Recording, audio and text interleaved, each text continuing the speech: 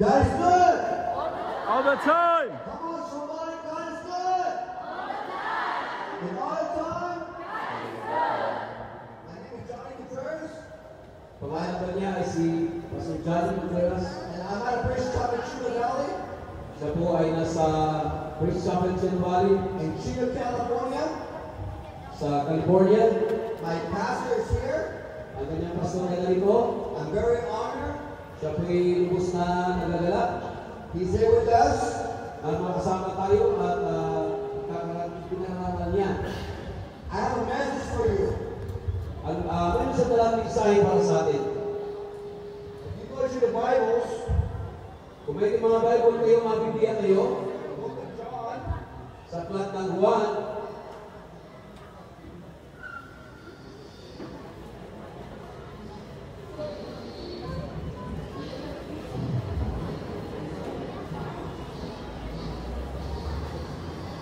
chapter 4, sa kabanatang 4,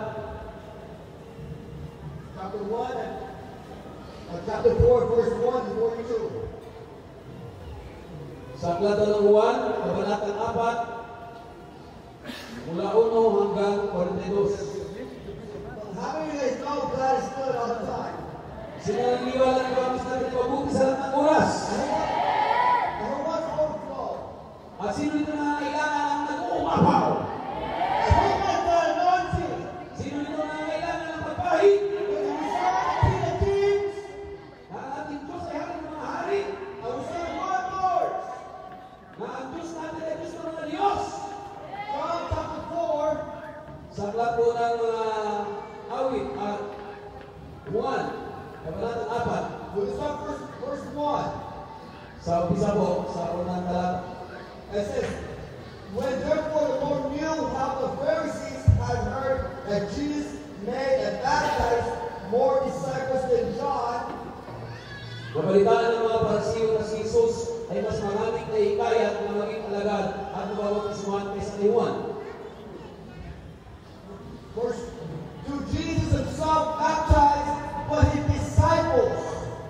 Ngunit ang totoo ay hindi si Jesus mismo ang nagbabautismo kundi ang kanyang mga alagad. He left Judah and departed into the Galilee. Nang ito'y malaman ni Jesus sa ibalik sa Judea at ibalik sa Galilea. And he must needs go to Samaria. Ngunit kailangan sa Samaria ay siya dumaan. Then come to the city of Samaria, Dumating siya sa isang bayan na tinatawag na Sychar, near to the parcel of ground that Jacob gave his son Joseph. malapit na ito sa bukid na binigay ni Jacob sa kanyang anak na si Jose. I'm going to stop right there for a moment. Siya po'y manatili muna dyan. Your theme is the God of overflow. Ang ating tema ay Diyos ng nag-uumapaw. What's the overflow of God? Sino dito ang gustong nag-uumapaw wala sa Diyos? We're talking about the Samaritans. At ang kanyang pag-uusapan natin ngayon ay ang mabuting Samaritano. To the Jews. Sa mga Hudyo. We're like those people that your mom told you, don't go there. At may ayaw ng mga Hudyo pumunta sila doon. Don't hang around that person. Para makisama sa mga taong iyon. Don't go to that neighborhood. Ayaw nilang pumunta doon. Come on, somebody say amen and say ouch. Oh, mga tinamaan daw magsabing out. You know the ones. The Samaritans were considered half-breed and religious challenge. Sapagkat ang mga Samaritano ay sila po ay talagang mayroon silang alitan bilang isang relihiyon. It seems that Jesus has a divine appointment At katulad din natin Panginoong Isus, scheduled for Samaria. at siya po'y papunta doon sa Samaria. Through he had disciples At kasama ang kanyang mga alagad, with him, kasama ang kanyang mga alagad, they went to the city to buy food while Jesus went on the trip. at sila po'y bumili po ng pagkain para sa ating Panginoong Isus. Now we're going to talk about a woman who went to Samaria. At ating usapan ang isang babae na siya ay pumunta sa Samaria. Now we're going to look at this woman At makita natin ang babae nito that Jesus is to have an encounter with. At ang Panginoong Hesus ay talagang gusto niyang bigyan ng tubig. How many of you guys want to encounter with Jesus Christ? Sino dito ang nangangailangan sa ating Panginoong Hesus? How many of you want to overflow? Sino dito ang nangangailangan ng pag-uumapaw? There is a woman who seems to have a rough time. Mayroong isang babae dito na talagang babae dito ay mayroong How many of you guys say, hey, she's so and so, or hey, he's so and so? at sino dito na nangangailangan? Gusto mo na makakita ka ng maraming kaluluwa. So the world gives you names. At sabi niya, sino nagbigay sa ng pangalan? It's not good names. It's not good names. At napakabuting pangalan. But God gave you a good name for a purpose for today. Ang Diyos ay nangangailangan ng matinding na mayroon siyang layunin sa buhay mo ngayon. There's a woman who seems to have a rough time. Mayroong babae na talagang nangangailangan. First of all, Jesus sees her when she is approaching the well at the heat of the day. Jesus approaching her. Jesus approaching her. The well at the heat of the day. At lumapit ang Panginoong Hesus sa kanya at ang nangangailangan ng babae nito When she's alone. sapagkat ang babae nito ay nag-iisa. How many of you guys want to approach Jesus? Sino dito gusto maabot ang Panginoong Hesus At the feet of his cross. hanggang sa paanan ng kanyang cross? I look around tonight. I look around tonight. I look around tonight. At siya po'y nanonood ngayong gabi And I see an overflow. at gusto niya na mag-uumapaw. The woman had a rough time. Ang babae nito ay nangangailangan.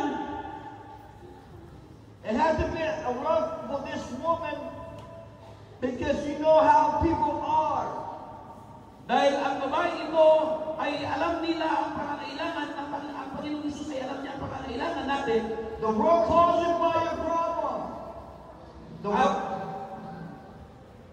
The world calls you by your problem. Dapagat ang mundo ay talagang nagbibigay sa kanya ng problema By your sin. sa ating mga kasalanan. Some of you used to be drunks. Kuminsan druga. Some of you be drug addicts. Sapagat ang iba sa atin ay mga talagang lulog sa druga. See, but that's the world says. Ang iba sa atin ay mga demon possessed. Some of you guys used to be out in the world. Ang iba sa atin ay talagang nandun sa naliligaw sa mundo ito. Some of you used to have faith. Ang iba sa atin ay may pananampalataya din. But one day, Ngunit sa araw, you'll encounter Jesus. Want me to take over? ikaw ay tatawag sa Panginoong Hesus. That's when the overflow comes. At dyan papasok ang Out of pag-uumapaw. the well of the water. At ang pag-uumapaw ng tubig. The overflow comes. Ang pag-uumapaw ay darating. The world says you can't. Ang sabi ng mundo, ay hindi mo pwede, hindi kaya. But God says you can. Ngunit ang sabi ng Diyos, kaya mo! Come on, somebody.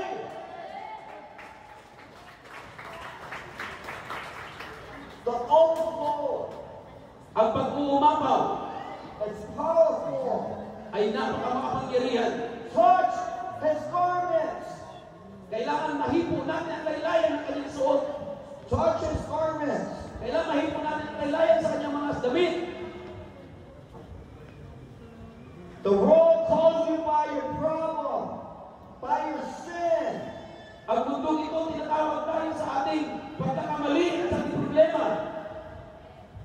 But Ngunit, when you came to know Christ, pag gusto mong lumapit na makilala ang Panginoon, He makes everything new. babaguhin niya ang ating bagay. And even though Rome is still before you as a problem, At gusto ng Panginoon, ano man problema mo, you become who God says who you are. ikaw ay magiging kung gusto ano ng Diyos na maging ganun ka. You are a daughter of the King. Ikaw ay anak ng hari. You are a son of the King. Ikaw ay anak ng hari. Walk with your head up. Dapat tumitig ka. But walk with your head down. Huwag mong iuwa ang iyong ulo. Let's get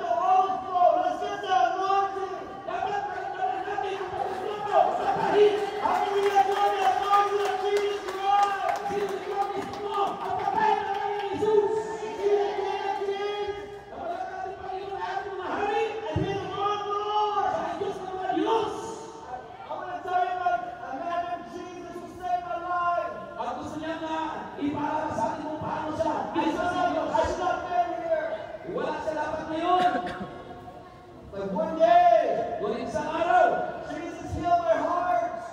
pinagaling ng Panginoon ang aming puso. 43 years later, 43 años na nakalipas. standing in the Philippines, preaching to you guys. At narito siya, dinala ng Diyos sa Pilipinas para mangaral sa amin. Come on, somebody! Oy, sige ako natin siya!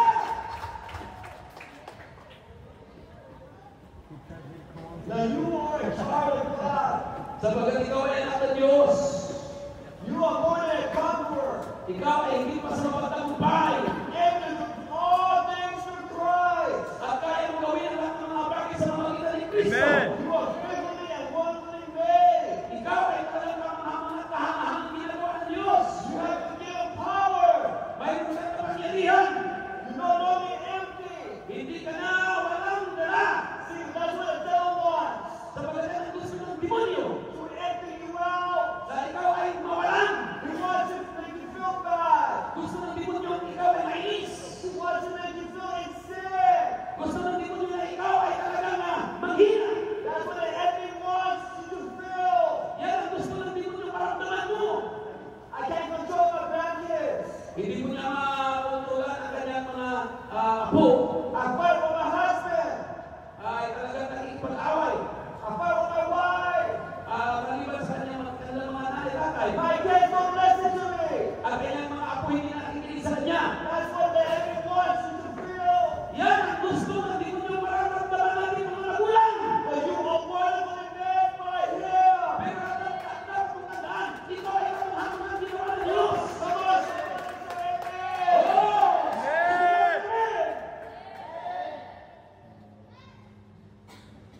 You are now able to do what you have never done. At ikaw ay ginagawa ng Panginoon at hindi pa tapos ang Diyos. People, you say you can't do this. Maaaring sabihin ng mga tao, hindi mo kaya yan. People say you can't do it in ministry. Oo, sabihin ng mga tao na palibot sa iyo, hindi mo kaya ang ministeryo. Let me tell you something. Pero nais na sabihin sa inyo ngayong hapon, I've been with Grace Chapel for 16 years. siya po ay narito na sa Praise Chapel ng 16 taon. I've been with a pastor 2 countries already. At kasama na sa kanyang pastor ng 2 bansa na. I never stop, Hindi mo siya tumigil. and I never will. At talagang ayaw niya. See, people say one thing, At sabi ng mga tao na sa bagay, but having no God says different. But having no God says different. sino na alam dito? Iba ang piling ng Diyos. Get ready for an overflow. O, handa tayo sa pag-uumapaw. This woman was empty, Sapagkat ang si Satanas gusto niya ikaw ay mawalan. but on her way to her problem, At narito ang isang babae sa Maritano, nakita ang Panginoon sa kanyang problema. she had a spiritual drought. Mayroon siyang katuyuan sa kanyang espiritual na buhay. But on her way, she had a spiritual overflow. Ngunit, nagkaroon siya ng espiritual. Ikaw ang uumapaw. How did they want to overflow? Sinunusok ka ng pag-uumapaw. Oh, somebody say amen, say out. O, lahat sa mga nag-imen. I'm here to tell you, Narito siya para sabihin sa atin, Jesus Christ is the water of life. sa pagkakaan ni Panginoong Isus ay Diyos na tubig na buhay. Sitting at the well and resting. Siya po ay mayroon siyang balon na talagang nagbibigay sa kanyang kapahingahan. But how many of you guys know that Jesus goes where nobody wants to go? Sino nakakaalam dito na mayroong pinupuntahan ng Panginoong Isus na kahit sino sa atin ayaw puntahan? I can't go there. Pero kaya niyo pumunta doon. They will accept me. Kung ayaw mo pumunta doon sa pagkakita ko sa gawin. But Jesus says, I will take you there. Pero sabi ng Panginoong Isus, dadalhin kita doon. Trust me. Magtiwala ka sa akin. Have faith in me. O magtiwala ka sa akin. I will take you where I can't go. O dadalhin kita sa lugar na hindi mo kaya I will pumunta. take you where I can't see. Dadalhin kita doon sa mga bagay na hindi ko nakikita. Get ready for your overflow.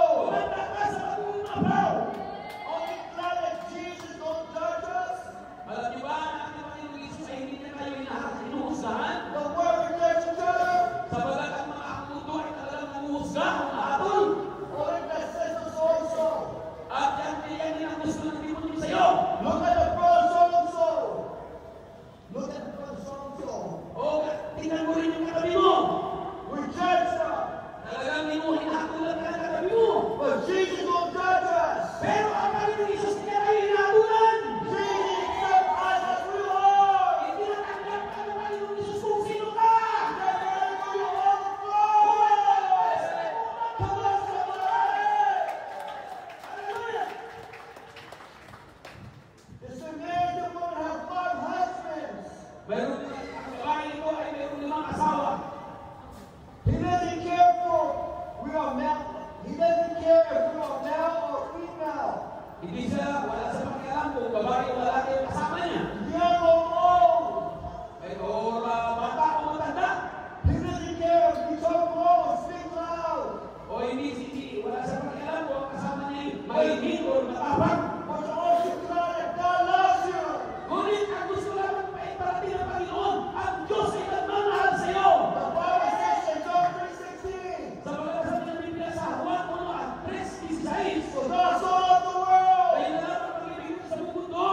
And he said, for God so loved the pastor. At sabi niya nga, hindi sinabi niya, dahil mahal ka sa iyong pastor. And he said, for God so loved your wife. Hindi sinabi doon, dahil mahal ka sa iyong asawa. Or your husband. O ang iyong asawa o ang lalaki. It says, for God so loved the Ngunit world. sinabi, mahal ka Diyos sa buong mundo. And he gave his only begotten Son. Dahil binigay ang kanyang bugtong anak. The Holy Spirit shall enter your life. Sapagkat ang sinong sumampalataya sa kanya, magkaroon ng buhay na walang hanggan. Get ready for your overflow. Humanda ka sa pag-uumapaw. So Jesus asked this woman, Kaya ang Panginoong Isus ito, ang nagtanong sa babae ito, give me a drink. o bigyan mo ako ng mainom. His question because the Jews have no dealings with the Samaritans. Ang tanong na ito, dahil alam niya na ang mga Hudyo ay walang pakikisama sa mga Samaritano, He begins to tell her, at nagtanong siya ng pagtataka. if you know the gift of God At sabi ng Panginoong Isus, alam mo ba ang regalo ng Diyos? who says who you are, At alam mo ba kung sino yung kausap mo ngayon? give me a drink. Bigyan mo ako ng mainom. Give me a drink. Bigyan mo ako ng mainom. You would have asked him. He would give you a living water. He is a living water, my people, my friends. Jesus Christ is a living water. At alam niyo ba na ang hiningi ng Panginoong Isus sa tubig, siya ang tubig na nagbibigay ng buhay. Get ready for the overflow. Humanda ka sa pag-uumapaw. Come on, somebody. When you worship, Pag ikaw ay sumamba, get ready for your overflow. humanda ka sa pag-uumapaw. When you begin to think about who God is, get ready for your overflow. Kung iniisip mo ang Diyos kung sino siya, humanda ka sa pag-uumapaw. When you begin to think of His goodness, get ready for your Kung overflow. iniisip mo ang kabutihan ng Diyos, humanda ka sa pag-uumapaw. Thank you for who you are. Oh, dahil ka ng Diyos kung sino ka. Thank you for your love. Oh, dahil mahal ka ng Diyos. Thank you for your provision. Oh, pasalamatan mo ang Diyos sa kanyang pagtugon sa Thank pangailangan. you for your protection. Pasalamatan natin ang Diyos na tayo pinapagtahan ng Diyos. Thank you for my family. Pasalamatan natin ang Diyos sa ating pamilya. Thank you for my friends. Pasalamatan natin ang Diyos sa ating kaibigan. And I'm talking about an overflow. Pasalamatan natin ang Diyos sa Get mga ready for umapaw. an overflow in your life. Oh, mga umapaw ay kailangan sa buhay mo. Give Jesus a chance. Dahil binigyan ka ng Diyos ng isang pagkakataon. He's a living water. Siya ay buhay na tubig. Somebody. Siya ay buhay na tubig. He's the King of Kings. Siya ay ang mga hari. And He's the Lord of Lords. Diyos na mga Diyos. Thank God. Thank you, Jesus, Pasalamatan natin ang Panginoong Isus for giving me a life. sapagkat tayo ay dinanatiling buhay ng Panginoon. Thank you for bringing to my senses. Oh, pasalamatan natin ang Panginoon hanggang ngayon. Thank you. Nag-iisip ka pa rin.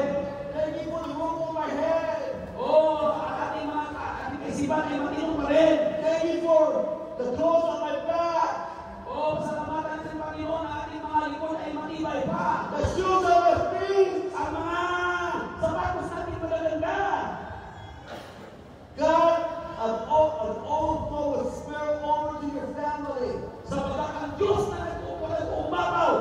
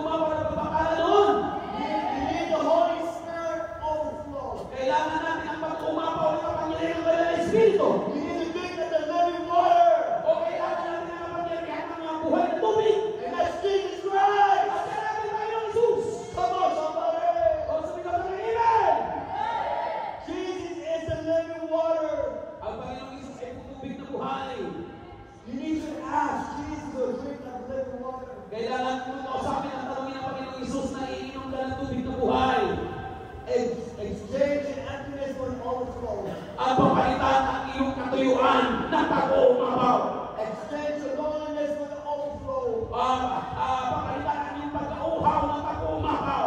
Exchange your hurt for the overflow. Papalitan ang iyong mga sakit ng pag-uumapaw na kagalakan. Exchange your sickness for the overflow. Papalitan ang iyong karamdaman ng pag-uumapaw na kalusugan.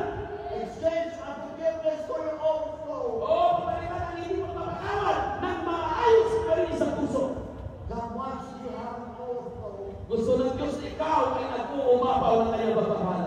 Jesus said, Ang sabi ng Panginoon Jesus, He believes who He believes in me, ang sino mang nanampalataya sa akin, as the scripture has said, at sabi ng banal na kasulatan, out of His heart will flow rivers of living water. ay nag-uumapaw sa iyo, nasisipon sa iyo, ang nag-uumapaw na tubig ng buhay. The Spirit of God has the power to change you. Ang Espiritu ng Diyos ay nakapangyarihan para baguhin tayo. Who wants to have change tonight? Sino dito ang binago ng Panginoon Jesus? Whatever you went through today, Maaring maaman at naranasan mo sa araw na ito, trials and tribulations, o maaring mga kaguluhan nangyari sa buhay mo sa araw na ito, get ready for your overflow. bumanda ka sa pag-umapaw ngayon! Come on, somebody! Sumigaw ng ilan! He wants us to know that He can change our current problems. Gusto ng Panginoon na malaman mo, kayang baguhin ng Diyos ang malaking problema sa buhay mo. And forget the past. Kalimutan mo nakalipas.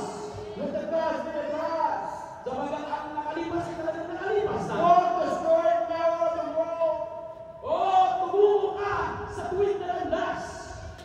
You have come to receive the overflow. At makikita mo ang pag-uumapaw ng Diyos sa buhay mo. I'm just nobody. At hindi ka katulad dati. Trying to stop everybody. Sabihin mo nga sa katabi mo. I'm somebody Sabihin mo sa katabi. who can save anybody. O sabihin mo kung sino man yan. His name is Jesus Christ. Ang pangalan niya ang Panginoong His Isus. name is Jesus Christ. Ang pangalan niya ay Panginoong Isus. Get ready for the overflow. Umanda ka sa pag-uumapaw. Get ready for your experience with the Holy Spirit today. Umanda ka sa iyong karanasan sa kapangyarihan ng Banal na Espiritu ngayong araw. Don't let nobody let you down. Sapagkat hindi kanya bibiguin. Don't let nobody tell you others. Huwag mong hayaang pakinggan yung ibang tao. Remember, you are a child of God. Matandaan mo, ikaw ay anak ng Diyos. Remember, you are a daughter of the Most High. Ikaw ay anak na babae ng Diyos na makapangyarihan sa lahat. Remember, you're the Son of God. Ikaw ay anak ng Diyos, tandaan mo yan. You serve a King of Kings Ikaw ay naglilingkod sa hari ng mga hari. and the Lord of Lords. Ang Panginoon ng mga Panginoon. His name is Jesus Christ. Ang pangalan niya Panginoong Isus. Get ready for the overflow. Umanda ka sa iyong pag-uumapaw. So this is a very good woman. Kaya ang babae sa Samaritano ito, Got an encounter with the Master. at talagang naranasan niya ang isang pinuno. And how many of you want to encounter? Sino dito gusto mong maranasan at maranasan ang master sa buhay mo? Which is greater? Ng iyong tagapaglikha. Get ready for the overflow. Umanda ka sa pag-uumapaw ngayong hapon. Thank you. Salamat. The next speaker will come up. But one last thing I want to do with before I go. Bago umakyat ang kasunod niya, mag-iwan daw po siya ng isang mensahe sa akin. Once you get the overflow, Pag naranasan mo ang pag-uumapaw, once you get the living water, once habang maranasan mo ang tubig ng buhay, don't come back. huwag kang tumalikod. Drink the living water. O minom ka ng tubig na nagbibigay buhay. And that's Jesus Christ. At yan ang ating Panginoong Isus. Thank you so much. Ang ating Panginoong Isus.